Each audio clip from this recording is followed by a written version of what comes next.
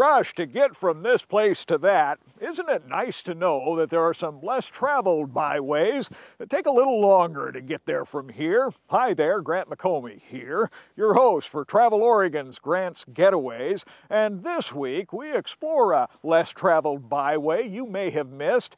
It's a scenic byway full of outdoor recreation and wildlife, a bit of a whistle-stop tour as we travel the scenic Highway 30 from Portland to the coast.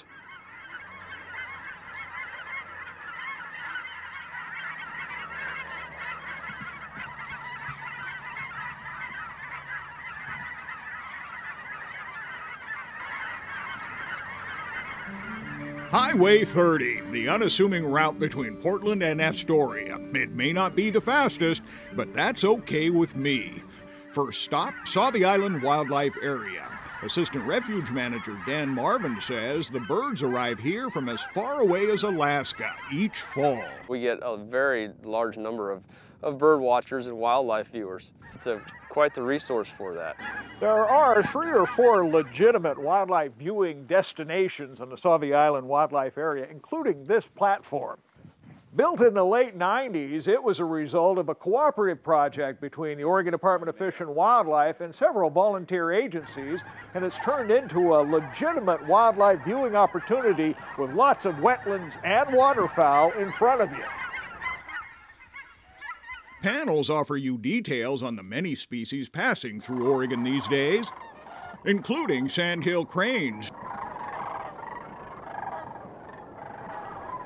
The sandhills get my vote for size and colorful markings. With striking red masks, they are an impressive sight. Further along, stop in at Trojan Pond and Wetlands near Rainier to watch for tundra swans, sometimes called the B-52s of the waterfowl world. But don't linger here too long, the best is yet to come. The beauty of the camera is you get to say, you know, here's the piece of the world I'm going to choose.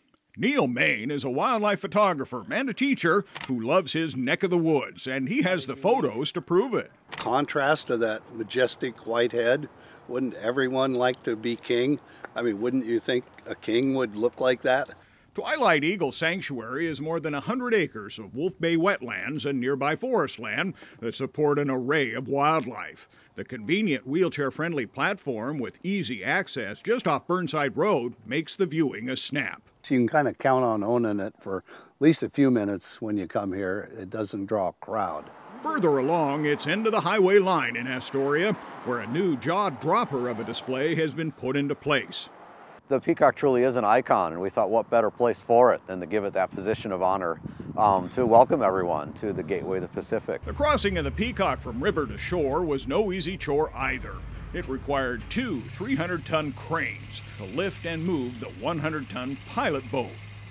The new display is a fine complement to the Columbia River Maritime Museum, where visitors come face-to-face with compelling and uniquely Oregon stories. Every piece has the potential to tell a story, and so those are the pieces that we're actively trying to collect.